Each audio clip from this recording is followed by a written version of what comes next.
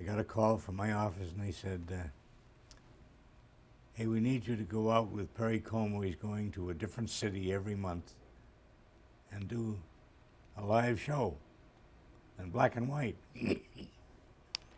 I said, why isn't he going to do it in color? He said, well, we can't get the gear to go at that time. They didn't have a mobile unit of their own. They were all being used by the sports department. So they got a hold of Hino Rip, and he rigged up with all the equipment he needed, and we had 2 tractor trailers full of electronic gear.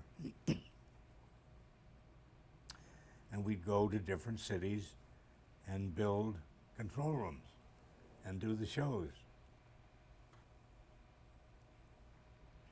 One day, we were just completing our work at the San Francisco Opera House. And we started to strike everything and get it ready to go in the trucks, but we were going to meet the next morning.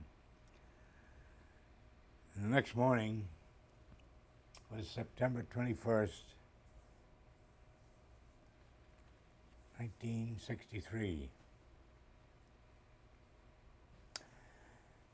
We were all of us quartered at the Del Webb townhouse in San Francisco, because then I could have the whole crew walk to work and we wouldn't have to rent so many cars. I used to get the darndest requests about how we're going to save money, and I'd have to put it into effect. But the crew didn't mind. They didn't mind walking to work. I had a couple of cars when we had to go pick up things at stores and things of that type. Came to the lobby, came down a little late, didn't have an early breakfast. Came through the lobby and I could hear voices on the television saying, they don't know yet, they've taken the president away. He's gone to Woodland Memorial Hospital. He's been hit by an unknown assailant. And from then on came the story of the assassination of John Kennedy. I looked at his picture the next day in the paper and it had his dates, 1917, 1946. I thought, those are my dates. 1963, I mean. He was 46 years old. And I said to Rip, I'm 46 too. And then, of course, we had to go to Dallas the next day, because that was our next pickup at the State Fair of Texas at Dallas. That was a planned destination? Planned meeting of a survey. And all of a sudden, Perry didn't know whether he wanted to go. And the people in the agency for Kraft, Cudner Agency, didn't know whether we should go to Dallas. And then Perry said, but it's a slap in everybody's face if we don't go, and we use that as an excuse. So we went. The following day, nobody really wanted to see us, We had a survey on Sunday. We were free Sunday morning. And I said to the gang, the last time I'd been in Dallas, the only hotel was the Adolphus Hotel. In the meantime, they built 2 great big hotels right near each other near the courthouse. I can't remember which one I was at. This was the day after Kennedy had been shot. After. We then have, taken the planes that we were supposed to take and had a terrible time. Everything was kind of shut down at the airports. We got into the Dallas and we had to all crowd into taxi cabs. That's the only way we could get back into the city. And the town was in a terrible state. It was a disaster. So the next morning I said to the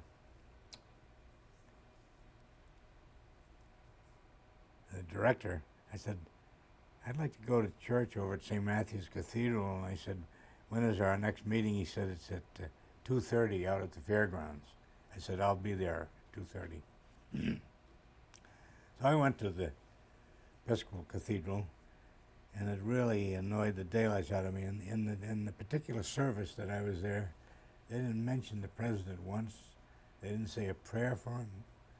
I couldn't believe it, that I was a member of that denomination, and the dean or one of the priests wouldn't say something about it. I can't ponder why, but there was we got back, we were all down in the dumps, you know.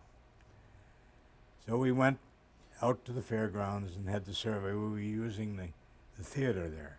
Do you remember the director's name?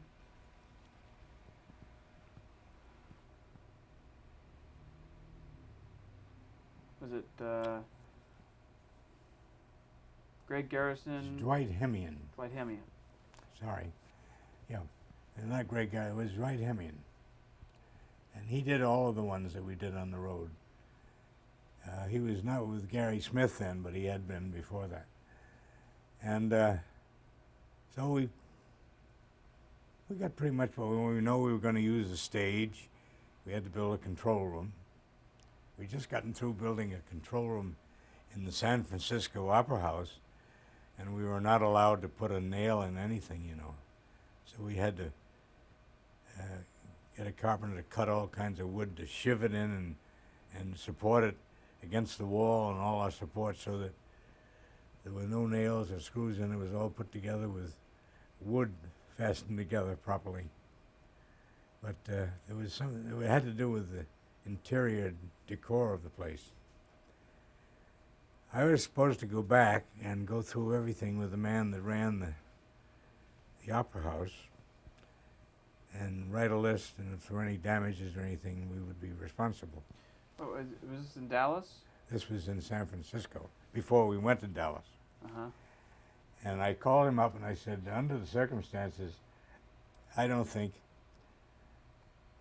I can come over and make out the list. I said, why don't you make it out and send me the information? And about at that point, he was so distraught, he said, I don't think there'll be a list. You know, it threw everybody just out of this world. Were you watching television, watching the coverage of? Oh, yes. How did you think television captured that, or covered that event? I thought they covered it very, very well. Now, when I left the hotel in the morning, and I looked over at this was when we were in Dallas. I'm on my way to the church, and I look out, and all around the courthouse are mobile units of local Dallas things. I said to the driver, what are they doing?